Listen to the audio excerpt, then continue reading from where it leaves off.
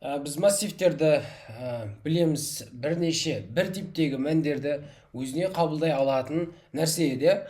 Енді қараңдар, массивтердің индексі бізде не үшін керек еді? Массивтердің индексі оның әрбір мәніне қол жеткізу үшін керек еді негізі. Біз сол үшін пайдаланатынбыз. Мысалға, r төртінші индексте 9 деген сан тұр деген сияқты. Енді бұнымен қалай жұмыс істеуді біз білеміз. Бұнымен қалай жұмыс істейміз? Біз екі өлшемді массивпен де дәл солай жұмыс жасаймыз. Екі өлшемді массивте екі өлшем болады. Біреуі мына x осінің бойымен жүреді, біреуі y осінің бойымен. Енді қарап тұрғандарындай, мынау кәдімгі кесте сияқты. Бұл да бірнеше мәнді өзінің ішіне қабылдай алады. Екі өлшем айырмашылығы сол. Енді екі өлшем болғаннан кейін екі индексі бар. Нақты мәнін осы секілді алу үшін сол екі индексі арқылы береміз. Мысалы, 24 қайықта. Мына 24-ті бізде алған, 24 бізде бірінші алу үшін біз мынаны біз айтамыз. Мынаны біз қатар деп есептейміз негізі. Мынау нөлінші қатар, негізі бірінші қатар, индекс бойынша нөлінші қатар, бірінші қатар, екінші қатар деген сияқты. Дәл сол қатардың индексі бізде ай. Осы ай айтып тұр да мынау. Кез келген мәніне қол жеткізу үшін бірінші қатардың индексін жазамыз. Бізде 24 қалай? Үшінші қатарда тұр, соның индексін жазамыз. Мынаны баған дейміз. Мынаны. Және сол сан нешінші бағанда тұр? Екінші бағанда тұр ғой. Осыны жазамыз. Жалпы осы кез келген мәніне қол жеткізу үшін бірінші қатарының, екінші бағанының индекстерін береді екенбіз. Енді қалай жұмыс жасаймыз? Біз массивті, екі өлшемді массивті кәдімгі массив секілді жариялаймыз. R и оның жаңағы мына біз неше мән қабылдай алады, соны жазатын едік қой мына жерге. Бұған да дәл солай. Оның бірінші қатарының индекс неше қатар ол қабылдай алады. Соны екінші бағанын жазамыз. Мысалы, 5-те 5 деген не ашатын болсақ, дәл осылай жариялайды екенбіз. Енді оған мәндерді қалай береміз? Оған мәндерді беру үшін бір өлшемді массивпен жұмыс жасағанымыз секілді мынадай қисық жақшаның ішіне мәндерін береміз. Бірақ екі өлшемді массив қой. Айырмашылығы мынадай. Мысалы, осының ішіне қайтадан бір қисық жақша ашылады, соның ішіне мәндер беріледі. 3, 4, 5 деген сияқты. Біз осы жерде бір қатардың мәнін беріп жатырық. Бір қатардың мәнін. Яғни, мына жердегі, мына қатардың мәнін беріп жатырық. Ана жерде. Қараңдар, енді үтір қоямызда астына түсеміз. Қайттан не жақша ашамыз? Қисық жақша. Үтір қоямыз, астына түсеміз. Қисық жақша ашамыз. Екінші қатардың мәнін осылай береміз. Кәдімгі біз кесте құрған секілді өз. Мынау екінші қатардың мәні. Үшінші қатар. Осылай қатарлардың мәнін бере береміз. Төртінші қатар дегенде кете береді. Енді мынаны шығарайық. Екі өлшемді массивті шығару үшін екі цикл қолданамыз. Цикл ішіндегі цикл, қосарланған цикл. Ай 0-ден бастап ай 5-ке дейін жүгіреді.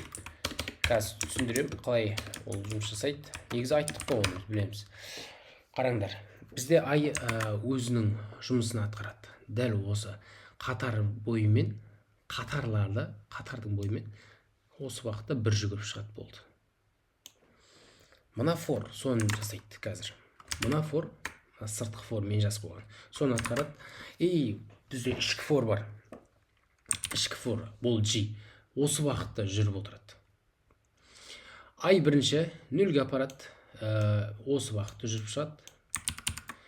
Ай 1-ге апарады. Қайтадан дәл осы қатарды жүгіріп көрсетіп шығады. 3-ге апарған кезде ай осы қатарды жүгіріп көрсетіп шығады. Осы солай кете береді. Енді осы 5 рет жүгіреді мұна for, 5 рет жүгіреді. Сол 5 рет жүгіргенде ішінде 5 рет мұна for орындалады. G өз алдына 0-ден бастап, бұл да 5-ге дейін орасылайық. Өткені 5-ге дейін қойды. Шығарамыз. R деген. Бірінші I, мына клавиш G, баста N ғой. Сонша ойланғайыз. Көріп тұрсыңдар, бірінші қатар бізде сәт шығарып тұр. Екінші қатар, үшінші қатар дұрыс. Білеміз ғой, мыналарды бермедік, олар автомат түрде 0 деген мәнді қабылдайды. Осы индекстер арқылы кез келген нәрсені істей аламыз, оны шығарамыз. Біз главный шақыруды білсек болды. Көбейтеміз, мәнін қосамыз, өзгертеміз, ауыстырамыз, өзіміз білеміз. В общем, есеп шығарайық. Бізге n, m деген екі сан беріледі. N деген бізде строканың саны. Строка дегеніміз қатар. Мына қатарлардың саны. Неше қатар бар мына жерде? Мысалы 4 деді ма? 4 қатар бар деген сөз. 6 деді. 6 деген столбецтің саны. Бұлайынан. 6 столбец бар. Баған бар. В общем, солардың саны. Содан кейін сол массивті береміз. Кәдімгідей енгіземіз өзіміз қолмен. Сол енгізген массивімізден кейін x деген сан енгіземіз. X деген сан бұл бізде жаңағы шығаратын нәтижеміздің, в общем, көбейтуге керек болады. Енді бейдейді, шығарыңдар дейді. Осы x-ға көбейтіп шығарыңдар дейді. Әрбір мына массивтің әрбір мүшесін осы x-ға көбейтіп шығарыңдар дейді. Мынадай нәтиже шығады. Мысалға. Жариялайын. Бірінші массивіміз жариялап алайық. Массив бізде бірінші қатарға ол қанша қатар қабылдай алады, соны жазатын едік. Мен қарап отырмын, бізде қатардың саны n. Ал n 100-ге дейін бар алады екен. Яғни біздің массивіміз 100-ге дейінгі сандарды қабылдай алу керек. Мен 110 деп артығымен бере салсам да болады. M үшін де солай, ол да 100-ге дейін барады екен. Оны да 110 деп артығымен ала салайық. Енді n мен m-ді береміз. Int n, m.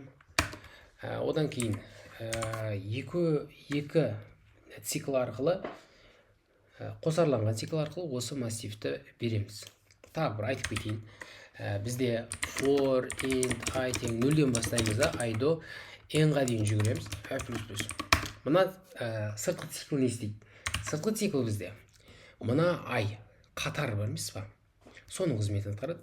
Бұл қарап отырсаңдар тек бір-ақ цикл. Бір цикл. Бұл қайталанбайды. Жалғыз өзі, жалпы мына циклды айтып жатырмын. Бір түйір цикл ғой. Ішіндегі нәрселер мысалға n рет қайталанады.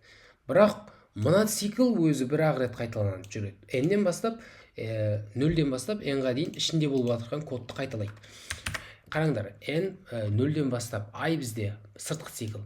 Мынаны 0-ден бастап 5-ке дейін жүгіреді. n-ға дейін, мысалы, n-ға дейін жүгіреді. Мына бізде қатар n, бағаны да n, мына массивтің. Енді қараңдар, бұл жүгіреді. Енді мынадай нәрсе.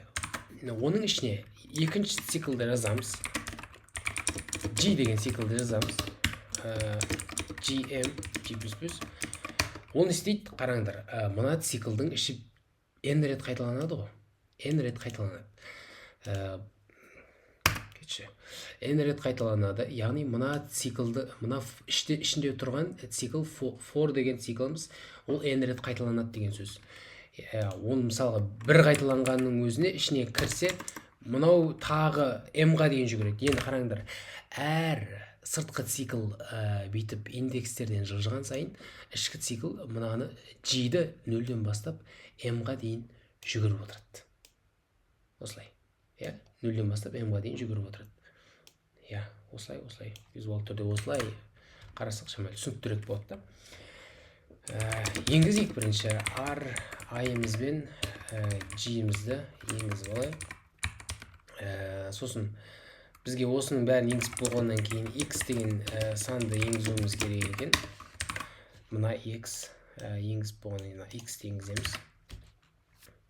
И енді осы массивті шығаруымыз керек, осы X-ке көбейтіп отырып. 0-ден бастаймыз, N-ға дейін жүгіреміз, I++. Ішкі цикл G-ден бастайды, G 0-ден бастайды, ол M-ға дейін жүгіреді, ++G. Кеттік. Енді шығарамыз. Shout R, I, G-ді шығарамыз. Оны X-ға көбейтіп отырып шығарамыз, өзін емес. Shout мына жерге мына кнопка істемейме. Мынау handle не үшін қараңдар.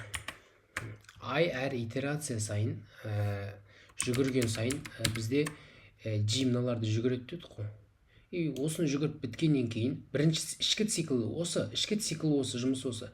Осыны ішкі цикл біткеннен кейін I мынаған көшпей тұрып, мынау астыға қарай түсіру керек. Біз мысалға бүйтіп мысалға мына қатарды шығарып шықтық па, handle астыға түсіп, уже келесі бізде мына қатарды мына жерден оқуға дайын тұрмыз, мына жерден бастап оқуға дайын тұрмыз керек. I бірге жылжыды, G осы жерден бастап кетеді. Handle сол үшін керек. Все болды ой. Мына есеп шықты.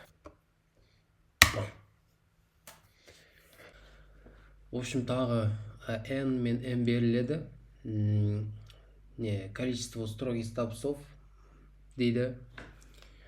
4 қатардан 6 бағаннан тұратын біз массивті, екі өлшемді массивті өзіміз құрастырамыз. Бірден бастап n көбейтілген m-ға дейінгі сандарды шейін орналастырып шығамыз. Бірақ бір порядкімен, жыландардікіндей порядкімен былай 1, 2, 4, 5, 6, 7, 8, 9, келесі қатар осылай орналасады.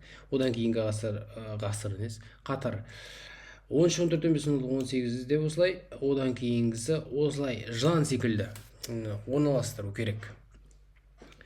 Қалай орналастырамыз? Енді қараңдар, бізде бізде I сыртқы цикл. Ол өзінің бағытында осылай қарай, жоғарыдан төмен қарай. 0-ден бастап n-ға дейін ол жүгіреді, ол өзгермейді. Бірақ I бірлет жүгіріп шығады. Енді G екі бағытта жүгіреді. Бірі бұлай болса, бірі бұлай қарай жүгіреді. Айтайық біз, I егер жұпсан болса, ол 0-ден m-ға дейін жүгірсін. Тақсан болса, m-нан 0-ге дейін жүгірсін. Керісінше. Болды, осылай айтамыз. Сол кезде бұлай жылан ұқсап, соларды бірден бастап n көбейтілген m-ге дейінгі сандарды орналастырып шығуға болады. Так, бірінші бізге n-іміз бен m-імізді енгізейік. Сосын s-те бірге тең сан, осы s-ті орналастырып шығамыз. Осыны орналастырамыз, келесісіне тағы s-ке бір қосып кетеміз, одан кейін бір қосып қайтта орналастырамыз, бір қосып қайтта орналастырып. Осылай орналастыра береміз. Енді бірінші бізде сыртқы цикл 0-ден бастап n-ға дейін жүгіреді. Бірлет. Бірақ ішкі цикл бізде 0-ден бастап m-ға дейін емес, екі бағытта жүгіреді ғой. Сондықтан егер ол қашан 0-ден бастап m-ға дейін жүгіреді. Егер бізде I-дың мәні жұп болса, яғни 2-ге бөлгенде қалды 0-ге тең болса, ол жұп деген сөз.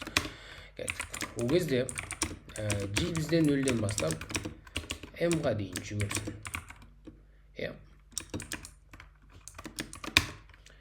R.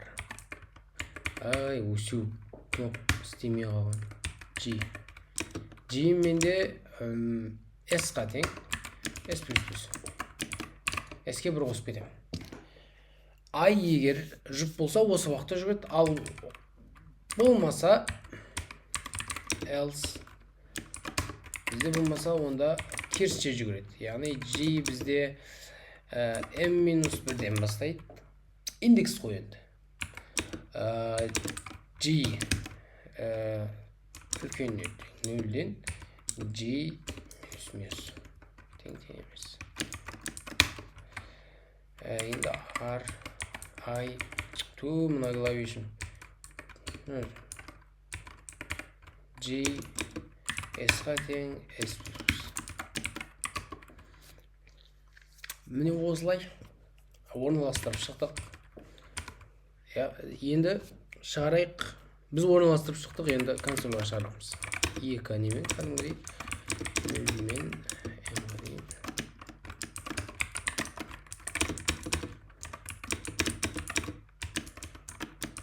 машин шығара саламыз.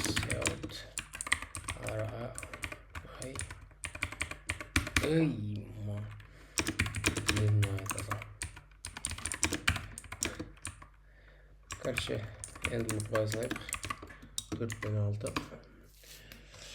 1, 2, 3, 4, 5, 6, 7, 8, 9, 10, 11, 12, 13, 14, 15, 16, осылай болу керек қой негізі. В общем, n мен m қайтадан беріледі. Дәл жаңағыдай нені өзіміз құрастырамыз, бірақ бұл жолы вертикально змейка болады. Бұлай орналасады. Жоғары, төмен жүретін. Бірінші қатар жоғарыдан төмен қарай, одан кейінгісі төменнен жоғары, одан кейінгісі осылай кете береді. Осы змейканы істеу керек. Қалай істейміз? Бұл жерде керісінше G бір рет қана жүгіреді. I G-ге байланысты бағыт өзгеріп отырады. Ең бірінші нөлден басталады индекс. Жұп болса, деп айтайық, жоғарыдан төмен қарай түс деп айтайық. Тақ болса, төменнен жоғары қарай бар деп айтамыз. Так, берейік. Int m берейік. S-імізді не алайық. Бірінші бізде G дейікші. G бізде бір рет жүгіреді. M-ға дейін. Бірақ I екі уақытта жүгіреді. Ол G екіге бөлгендегі қалу 0 болса, жұп болса, жоғарыдан төмен қарай түсу керек, яғни 0-ден бастап n-ға дейін жүгіреді. I бізде 0-ден бастап n-ға дейін жүгіреді. R, I, G-іміз бізде S-ға тең. Осылай. Ал тақсан болса, керісінше төменнен жоғары қарай көтерілу керек. N-нан I тең n-1-ден, яғни индекс болғаннан кейін 0-ге дейін жүгіру керек. 0-ге дейін жүгіртейік. Керісінше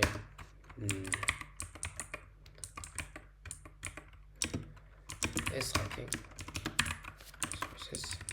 Болды. Осы болдық. Енді шығарамыз. I тең 0, n-ға дейін.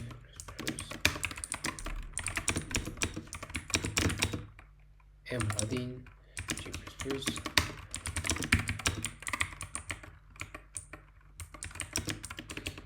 Иногда в общем стичерами. Так, мы жерге нөлді жіберейік.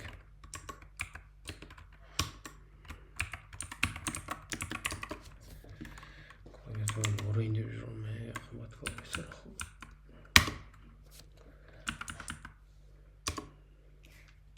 4-те 6-ны істеп көрейік. Дұрыс шықты ау деймін. 1, 2, 3, 5, 6, 7, 8, 9 осылай кетуі керек. Так, бізге қатар мен бағандардың саны енгізіледі және массив те беріледі. Енді ол массивті айтады, осы массивті бүйтіп мына шетінен ұстаңдар да осы шетіне ұстап құлатыңдар дейді. Осы құлаған кезде өйстіп құлайды ғой ана массив. Сол массивті шығару керек. Шым айтады, мына массивті дейді. Мына мысалы мынадай бір массивті. Массивті алайықшы, мына массивті дейді. Мына жерден ұстаңдар да бүйтіп құлатыңдар дейді. Дәк еткізіп. Осыны құлатыңдар дейді. Сол кезде бір мынадай массив шығады. Реттілігі өзгеріп кетеді. Сол кездегі массивті шығарыңдар дейді. Енді оны қалай шығарамыз? Әшейін мынаны көшіріп шығар. Бүйтіп құлаған вариантын бір қояйын. Мынаны бүйтіп құлаған кезде осындай не шығады. Біз бүйтеміз. Мына оригинал құламай тұрған кездегін шығарған кезде қарасақ, құлағаннан кейін ол мынадай реттілікпен оқылады екен. Мынадай реттілікпен оқылып тұр. Құлағаннан кейін. Қараңдар. 51, 4, 9, 8, 85, 20 деп оқылып жатыр ғой. Дәл осындай реттілікпен оқылып жатыр да ол. Одан кейін келесіне, дәл осындай немен. Әшейін мына оригиналын аламыз да, осы реттілікпен оқып шығара саламыз ғой. Шығарайық. Ол үшін біз не істейміз? Бірінші жаңағы немізді беріп алайық. Int n содан кейін енді қараңдар. Бізде сыртқы цикл үнемі бір-ақ рет жылжитын цикл болады, қайта-қайта емес. Ол қаяққа қарай жылжып баратыр. Сыртқы цикл үшін мына жаққа қарай жылжиды. Сыртқы цикл бізде осылай жылжиды. Осылай бүйтіп кетіп баратыр қой. Енді әр сыртқы цикл жүрген сайын осылай, әр индекске барған сайын ішкі цикл дәл осы 0-ден n-ға дейінгі бағытта қайта-қайта қозғалып отырады. Так, үшін осылай. Енді айтайық. Бірінші сыртқы цикл жазып алайық. For int I ол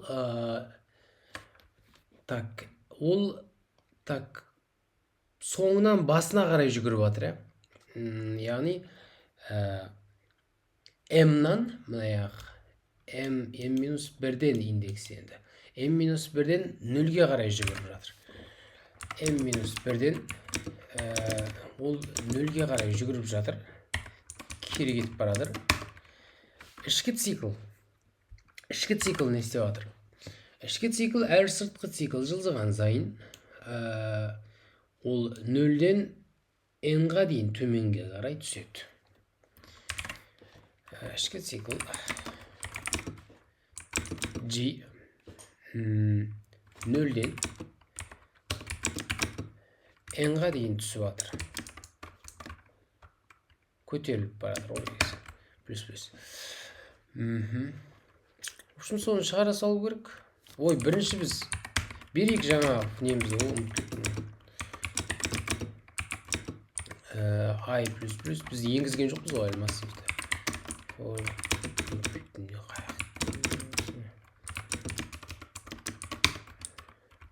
Sin R I G. Оригинал немізді енгізіп жатырғанымыз. Осы мынау не? Осыны шығаратынымыз. Шығарамыз R G I шығарамыз.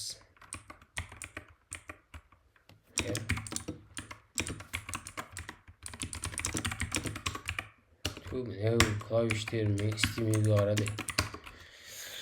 Так, осы болды. Так, не істеді мынау? Так, мынау біздің оригинал массивіміз. Бірінші фор осы массивті берді. Екінші фор соң құлатқандағы қалай оқылады, соны оқып шығарып берді. Құлатқан кезде бізде дұрыс 13-і мына астыңғы жағына қарай түседі. 11 дұрыс оқыды ғой, жіберіп көре салайық.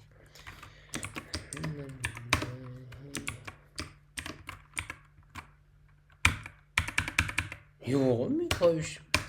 Енді бүйтейді.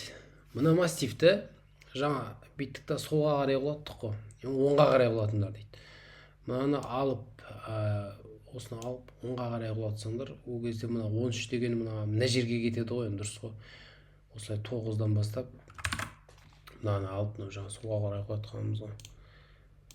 Мынаны бүйтейді. Мына жаңа осылай тұрды негізі. И мына солға қарай құлатыңдар дейді. Құлатамыз. Сол кезде қалай оқылады ол кезде? Бұлай оқылып жатыр, Бұлай кетіп жатыр ғой. Бұлай оқылып жатыр. Осы уақытта жүріп жатыр. Одан кейінгісі 10, дұрыс. Осы уақытта жүріп жатыр. Мына жаққа кетіп бара жатыр жаймен. Сыртқы цикл осы жаққа қарай бір жүгіреді екен, значит. Әр жүгірген сайын, осы индекстерге барған сайын, мына ішкі цикл осылай қарай жүгіріп отырады екен, яғни n-нан бастап 0-ге дейін жүгіріп отырады екен. Болды. Осы 0 басап болды ғой бізге. Так. Бірінші жаңа n-імізді береміз. Сосын енгізейік немізді.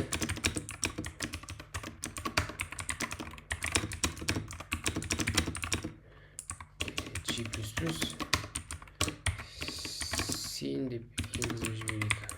Ri G ешек болып қалды. Вообще істемей қалды. Так, содан кейін бізде айттық, сыртқы цикл осы жаққа қарай жүріп баратыр. 0-ден m-ға дейін жүгіреді. Айтақ, сыртқы циклымыз for int I, сен 0-ден бастайсың да m-ға дейін жүгіресің ғой енді. I++. Ішкі циклды қараңдар. Ішкі цикл бұлай жүгіреді. Бұл n-нан бастап n-1-ден бастайды да 0-ге дейін жүгіреді. Соны айтайық.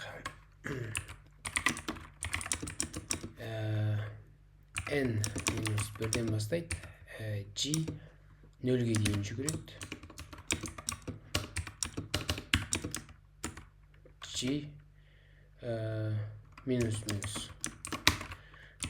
Болды, шығарайық. Ri зығырданымды қайнаса. G. Неге, ну?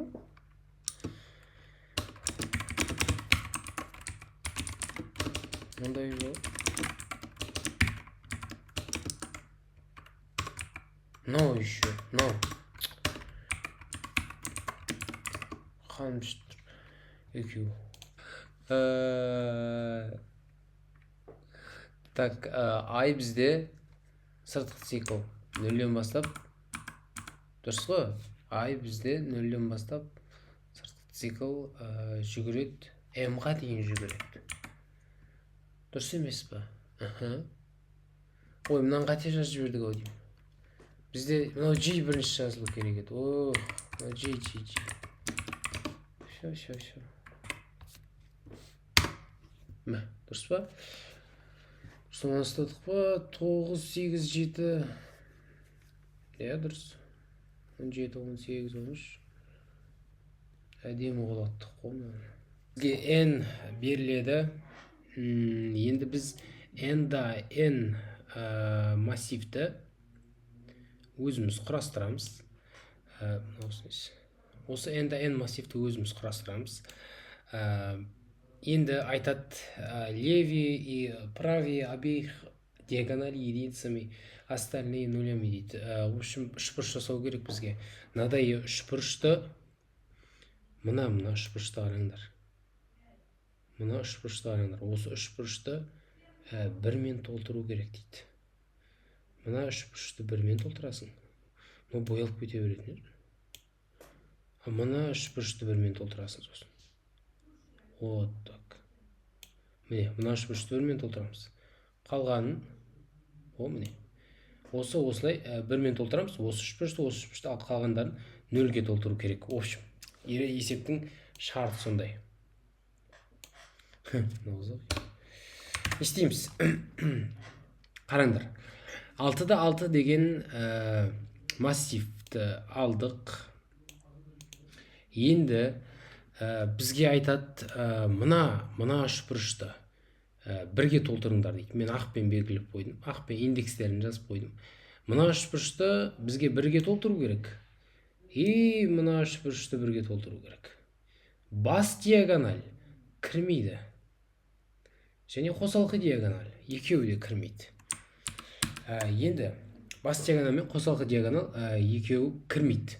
Осы үшбұрыштарды бізге бірге толтыру керек. Енді қалай толтырамыз? Бүйтейік. Мына диагональдағы индекстерден бір заңдылық іздеп табамыз. Сол заңдылық бойынша қайсысына 1, қайсысына 0 қою керек екенін анықтаймыз деп қоясың. В общем, мен бірінші не істер едім? Мен мына бас диагональды көріп тұрмын.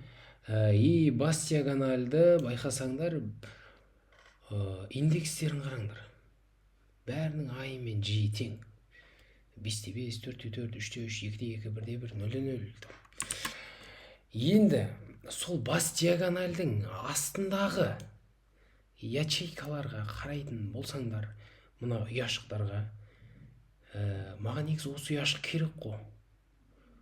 Бірге боялатын ұяшықтар ғой негізі, мыналарды қоспағанда. Осы ұяшықтарға қарасаңдар, бәрінің айлары J-ларынан үлкен.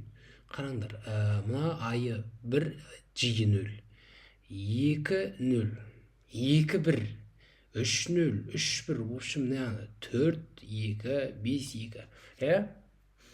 2. Маған осы керек жер негізі, диагональдің асты керек. Мен айтам, бірінші шартым менің.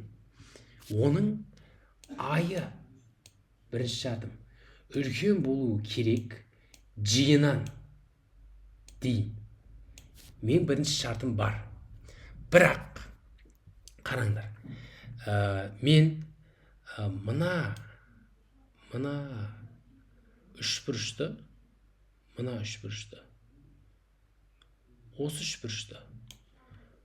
осы үшбұрыштан айырып алуым керек қой.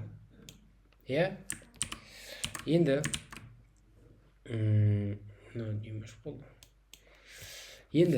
мына үшбұрыштан айыру үшін мен не істеймін? Ол үшін осы үшбұрыштың ішінде тұрған бүкіл индекстерді бір-біріне қосып көрем нелерін. Қараңдар, енді бүйтіп мына айыру керек болып тұрма? Енді мына айырмашылығын айтайын ба сендерге? Мыналарды мен индекстерін қосатын болсам егер, мынаның мына жақ бетіндегі жаңа ұяшықтардың I мен J-ін қосқан кезде мына 5-тен аспайды.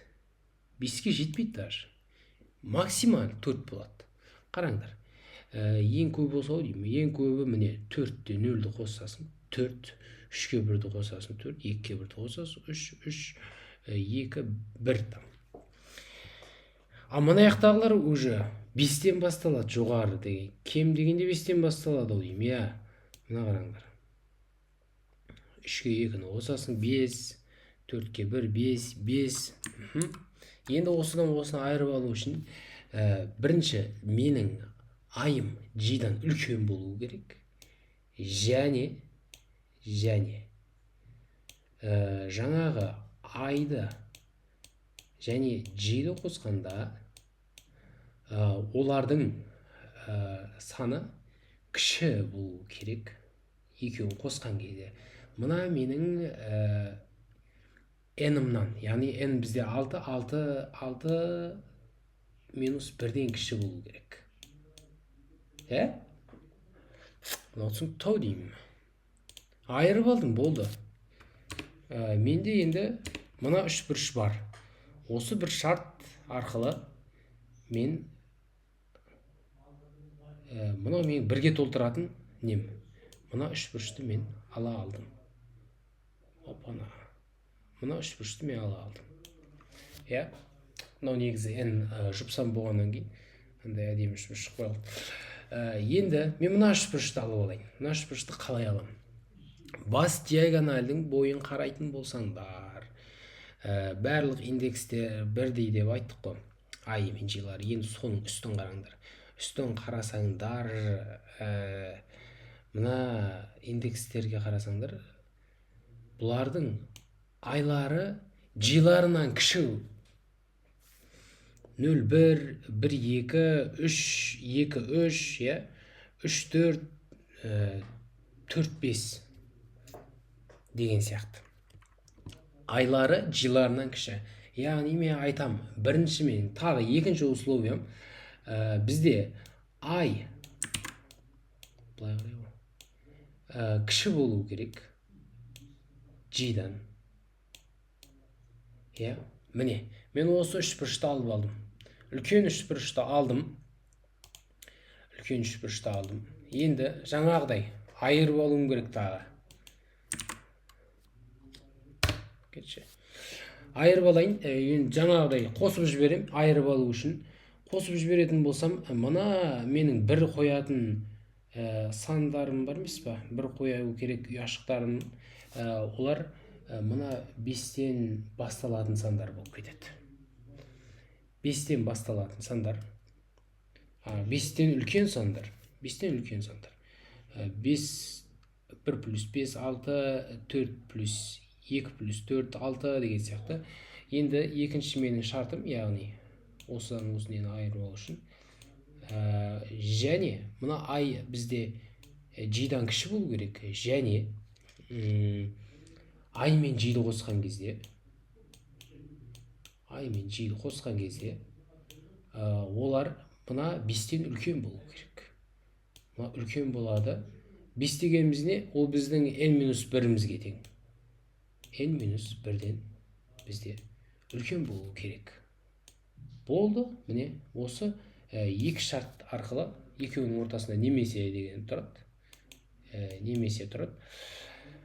Осы екі шарт арқылы мен мына екі ұяшықты бірге толтыра алам. Шығарайық есепті.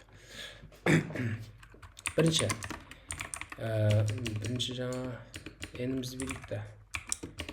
Int n, sin n, for int I тең 0, I до n-ға дейін, I плюс плюс. Екінші циклымыз G0, G до n-ға дейін, олда G плюс плюс. Енді жаңағы шартымызды айтайық. Егер I үлкен болса G-дан, I-ымыз үлкен болса G-дан, және I плюс G кіші болса n-1-ден, және I плюс G кіші болса n-1-ден. О кезде біз мына бір қоямыз ойында, мына яқты бөліп алдық. Енді екінші шартымыз. Немесе мына мен кнопкам қуып жүріп, неге екен? Осы кнопка, сосын мынау тік жақшаны жабатыным істемейді. Мына қаным массивті жаба алмайды. Арайыңыз дейді. Немесе ай кішкентай болса G-дан,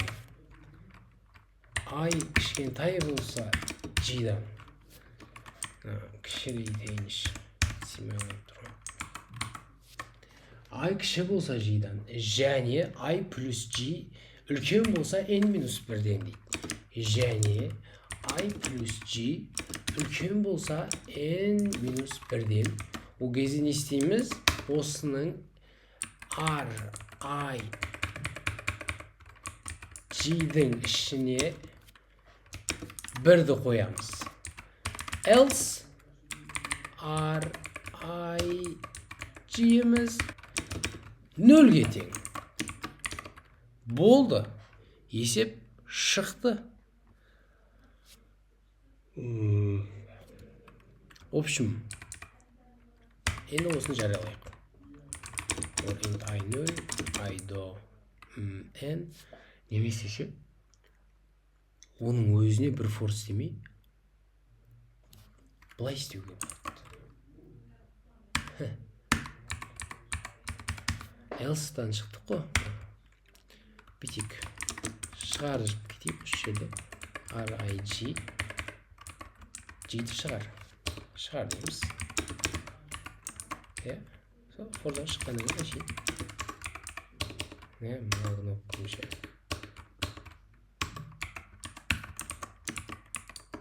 Так, болды не?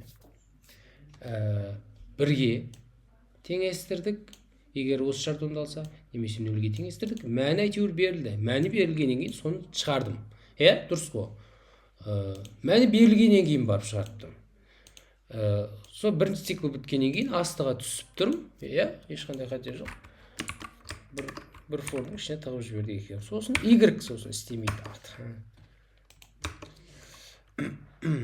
Мысалғы 6-ны берсек, жаңағы нені шығарады. Дұрыс па? Дұрыс деп ойлап тұрмын. 5-ті берейік қысқа.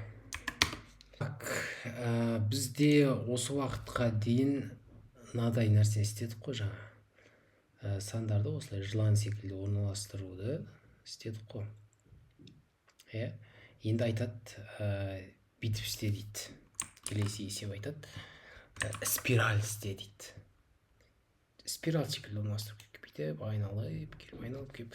В общем, мына сандарды бүйтіп орналастырамыз. Осылай орналастырамыз. 1, 2, 3, 4, 5, 6. Işte бір ретімен өйтіп сандарды осылай орналастырып отырмыз керек. Мәсі, қызықпайынып бір оны. Осылай орналастыру керек. Спираль жасау керек. Енді қалай мынаны істейміз? Мынадай бізде 4 цикл болсын. 4 цикл. Бір циклдың жұмысы мынаны осы бағытта жүргізіп отыратын цикл болсын. Екінші циклымыздың жұмысы төмен қарай, жоғарыдан төмен қарай жүргізіп отыратын цикл болсын. Үшінші циклымыз біздің мынаны оңнан солға қарай, ал төртінші цикл бізде жұмысы осыны осылайқа қарай жылжытып отыратын 4 цикл болсын. Осы 4 цикл арқылы жұмыс жасаймыз. Енді қараңдар. Бұлар қай жерден бастап, қай жерге дейін жүгіру керек екенін бір айнымалыларға жазып отырамыз. Жазып отырамыз. Жазып қоюымыз керек. Олардың мәндері өзгеріп отырады ғой әр не сайын. Қараңдар. Мысалға алсайын бір T деген айнымалыдан мына цикл басталсын. M1 деген айнымалыға дейін жүгірсін деп айтайық. M1 деген айнымалыға дейін жүгірсін. Мынау S-дан басталсын. N1-ге дейін жүгірсін. Осындай айнымалылармен біз не отырамыз? Қараңдар. Енді мынау дейін жүгіреді ғой. Енді мынау M1-ден басталады. Мына M1-ден басталып, енді индекс бойынша ол енді мына жер деген M1 минус 1 ғой. Бірақ мен мынаны жүгіріп келіп, былай жүгіріп келсем, ол мына жерден емес, мына жерден бастап былай қарай жүгіру керек болады. Сол кезде индексім M-2 болады. Басталатын жер негізі осы болады негізі. Содан бастап мысалға, мына Т қай жерден басталды, сол жерге дейін жүгіреді бұл Т-ға дейін жүгіреді да. Мынау қаяқтан басталады. Мынау секілді.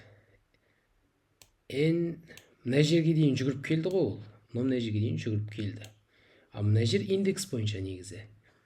N-1 ғой. Мына N1-1 болады да. Мен о жерден емес, мына жерден бастауым керек. Одан бір аз айтамын.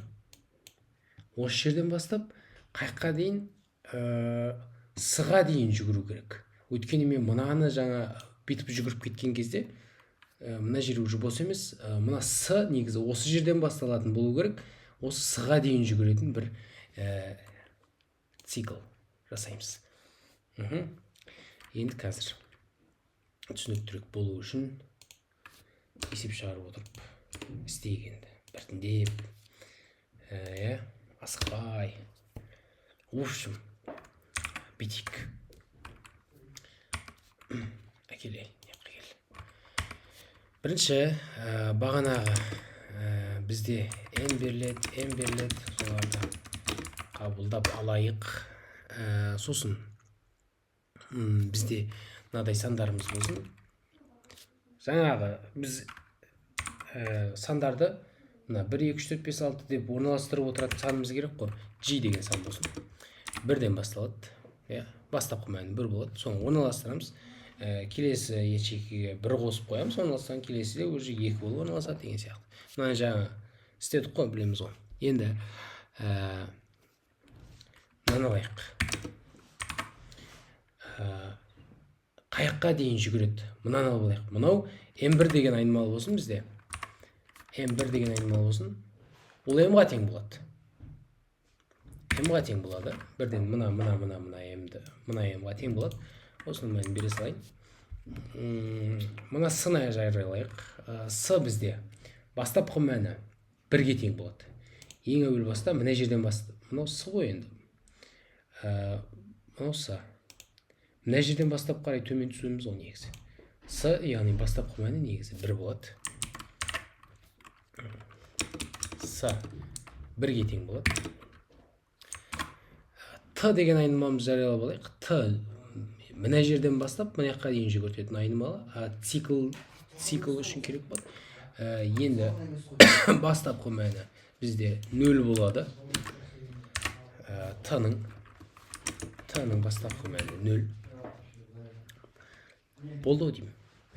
Бір шексіз цикл жазып қоямыз да, ішіне жаңағы 4 немізді, циклымызды. Мына енді 4 циклдің өзі қайта-қайта қайталанады ғой. Мынау сол қайта-қайта 4 циклді қайта-қайта қайталап отырады. Цикл. Бұл қашан бітеді? Тұру ғой шексіз. Пока что бұл шексіз. Шексіз болып тұра берсін. Өзіміз бітіріп аламыз. Жаңағы бір шарт орындалған кезде бітетін қылып ішіне брейк жасай саламыз. Қазір қандай шарт екенін айтамын. Енді бірінші циклымыз жасайық ішіне. Бірінші циклымыз for. Мына циклды жасаймыз. Мына циклды жасаймыз. Мына жерден бастап мына жерге жүгіретін цикл жасаймыз. Осы жерден бастап осы жерге дейін жүгіріп G-ларды орналастырып шығады. Мына жерге G орналастырады, мына жерге G орналастырады. G-ді мына жерге орналастырады. Орналастырғаннан кейін G-ді 1-ге арттырып кетеді. Келесіде мына жерге G орналастырған кезде. Өзі G-дің мәні өзі бөлек болады. Stick. Мына цикл stick. For. Ол қандай цикл? Int G дейікші. G Т-дан басталады.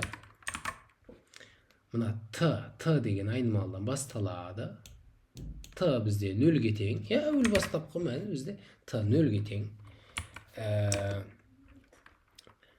G до M1-ге дейін. Дұрыс па? M1-ге дейін жүгіреді. Бізде M-іміз негізі, M1-іміз 6-ға тең. 6-ға тең. Оған дейін жүгіреді. Бұнау кірмейді енді. Дейін деп тұр қой. G++. Істедік. R енді T G болады. Ол G-ға тең.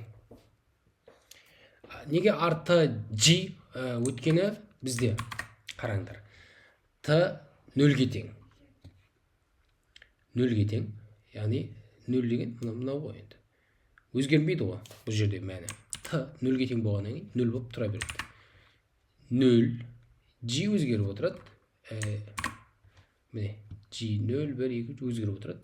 Сондықтан T деген мәнді мына несіне мына қатарының жазылу керек индексінің орнына жаздым T-ны ше.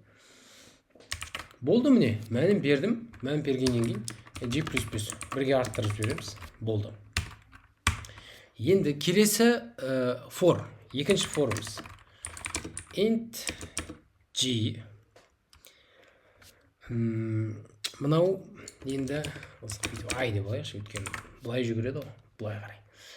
I бізде мына жерден басталуы керек. Бірден.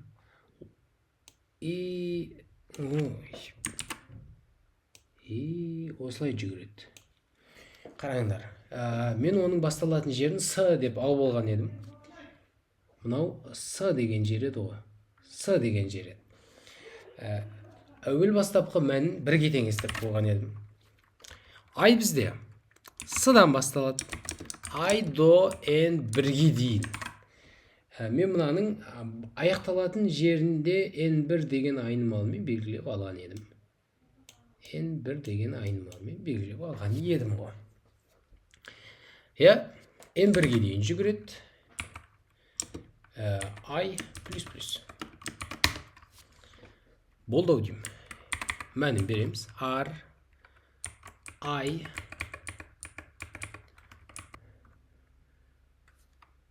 n1 минус 1 болады. G. Мынаған неге нені бердім? n1 минус 1-ді бердім. n1 минус 1 бізде неге тең? n1 минус 1 бізде мынаған тең. Осы тұрақты болып осылай орналасады. Түсінікті шығар. Келесі циклымызды жазайық. Мынаны орналастырып G++ деп кетеміз. Келесі, үшінші цикл. Үшінші цикл қайтадан G дейік. Қай жерден басталады? Үшінші цикл бізде мына жерден басталады. Осы жерге дейін барады. Мынау айттық n1 минус 2-ге дейін жүгіру басталады. Жерін n1 минус 2. n1 минус 2-ден басталады. Қараңдар, өйткені m бізде 6-ға тең. Ал n1 минус 1-іміз деген 5-ге тең. Дұрыс қой? Біз n1 бұл жерден емес, мына жерден бастауымыз керек. Мына жерге дейін әкеліп қойдық. n1 минус 2-ден басталады сондықтан. Қайыққа дейін жүгіреді? Т-ға дейін жүгіреді. Т, міне, біз мына жерде бастаған жеріміз сол Т-ға дейін жүгіреді. Кері қарай жүгіріп барадыр. Кері қарай. Сондықтан минус болады жер қазір. G Т-ға дейін жүгіреді. Т-ға дейін жүгіреді. G минус. R так n1 минус 1 Т тең G-ға и G++. Дұрыс қой, G ғой ну. Так, төртінші цикл кеттік. Төртінші цикл не істейміз? Төртінші цикл бізде қаяқтан басталады? n1 мына жерге дейін барды. n1 минус 2-ден басталады. n1 минус 2-ден басталады. Мына жерге дейін жүгіреді. Қай жерге дейін? С басталған жерге дейін жүгіреді. С басталған жерге дейін жүгіреді. Мына жер қай жер? Мына жер n1 минус 1 еді. Мына жер n1 минус 2. Кеттік. Бізде I n1 минус 2-ге дейін жүгіреді. I ден бастайды, с-ға дейін жүгіреді. Мынау кеміп атқаннан кейін бұлай болады. С и I минус бұл кәм сөйлеп отырып минус. R I мына жерге Т дейміз. G плюс. Т дегеніміз дұрыс. Т дегеніміз дұрыс қой, өйткені Т мына жерде 0-ге тең болып тұр. Бұл өзгермейді. Т мен бүйтіп жүре береді, а мынау өзгеріп отырады. Ай болып отырады. Енді келесі мәніміз бізде Т-мыз не істейді? Келесі жолы бізде мына цикл қайтадан орындалады ғой. Қараңдар. мына цикл төртеуі орындалып жүгіріп шықты. Бір рет бүйтіп айналып шықты. Осылай бүйтіп, біреуі бүйтіп айналып, біреуі бүйтіп бір айналып келді. Енді келесі while біткеннен кейін келесі мына төртеуі қайтадан мына ішіне кіреді ғой. Сол кезде біздің мына айнымалыларымыздың мәні өзгеру керек. Неге? Қараңдар, т мына жерде т уже ол жерден басталмайды. Келесі біздің бірінші цикліміз осы жерден басталуы керек. Осы жерден осы жерге дейін. Яғни т бізде 0 болды ма, т-ның мәнін бірге арттыруымыз керек. Яғни мына жеріміз деген бастапқы т-ға 1 қосқанға тең болады. Иә? Мына біз цикл біткеннен кейін айтайық. т плюс т-ның мәні 1-ге артсын. Ендіке қараңдар. Мына циклға қараңдар. Мына цикл мына циклға қараңдар. То есть енді с-ның мәні уже мына жерден бастамаймыз жаңағыдай. С-ның мәні де осады. С бізде осы жерге тең болу керек. Енді өткені келесі цикл осы жерден бастап осы жерге дейін жүгіреді. Айтпақшы, сен қаяққа дейін жүгіресің? Сен мына әуел жаңа мынаққа дейін жүгірдік. М1-ге дейін жүгірдік. Енді бастапқы М1-ден минус 1-ді азайтамыз. Иә, дұрыс қой. Осы жерге дейін. М1-ден минус 1-ді азайтайық. М1 минус дей салайық. Иә? Так, жаңаға дейін жүгірмейміз. Енді с-мызды не істейміз? С бізде жаңа 1-ге тең болды.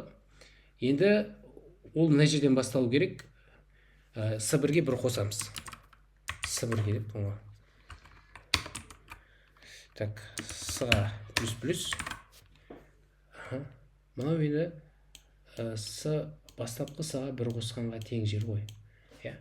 Енді ол қай жерге дейін жүгіреді? Жаңа ол қаяққа дейін жүгірді? N1-ге дейін жүгірді. Енді қараңдар. Мынау уже бастапқы N1-ден 1-ді азайтқанға тең жер ғой. Сондықтан N1-ден 1-ді азайтамыз. N1 минус. Келесі бізде мына кім жүгіру керек? Көкем. Так, сен жаңа қай жерден басталдың? Сен N-2-ден басталған едің ғой. Сенің N-2 оны не қылдық? Азайттық. Ол уже не? Қайқа дейін жүгіресің? Т-ға дейін жүгіреді, т-ны істедік. Мына цикл үшін де солай айнымалы. N істедік.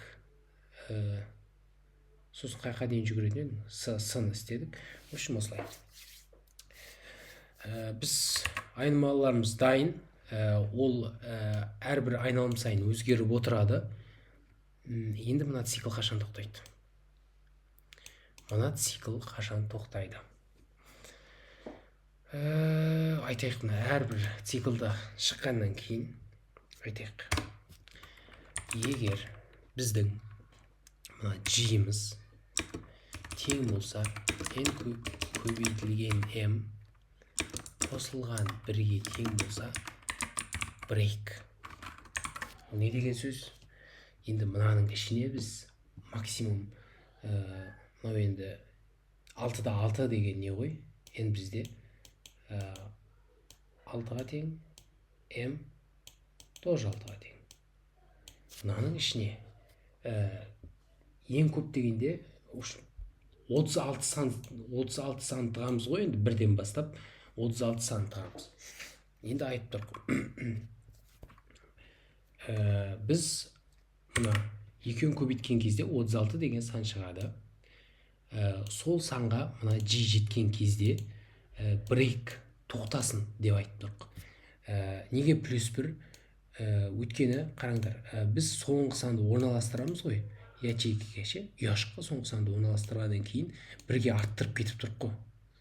Үлгеріп кетіп тұрқ, 1-ге арттырып үлгеріп кетіп. Сондықтан 1-ге арттыр m36 плюс 1 37 мен салыстырамыз уже. Әрбір фордан кейін осыны тексерейік. g тең n көбейтілген m плюс 1-ге тең болса, break. Егер G'miz bizde n көбейтілген m плюс 1-ге тең болса, break. Шықтың ба? Шыққаннан кейін егер G тең болса, n көбейтілген m плюс 1-ге break. Бісміллах, бітті-ау деймін уже. Шығарайық, айтпақшы, мынаны шығарайық. Жариялайық. For int I тең 0 I до n-ға дейін I плюс плюс. For int G тең 0 G до n-ға дейін G плюс плюс. Cout R I G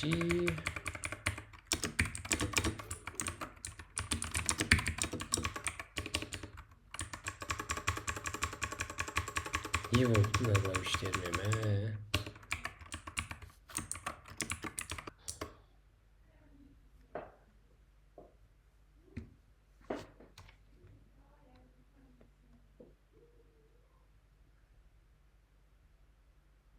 M1 деген санда M1 жариялам, M1 жариялам.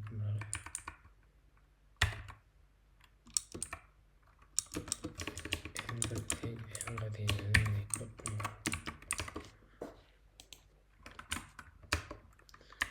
4-те 6 1 2 3 4 5 6 7 8 9 10 11 12 13 14 15 16 17 18 19 20 21 22 23 24 дұрыс.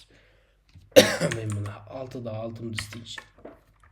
6-да 6-ымды істеп көрейінші. 6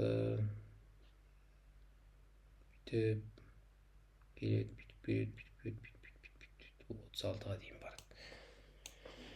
Әдемі.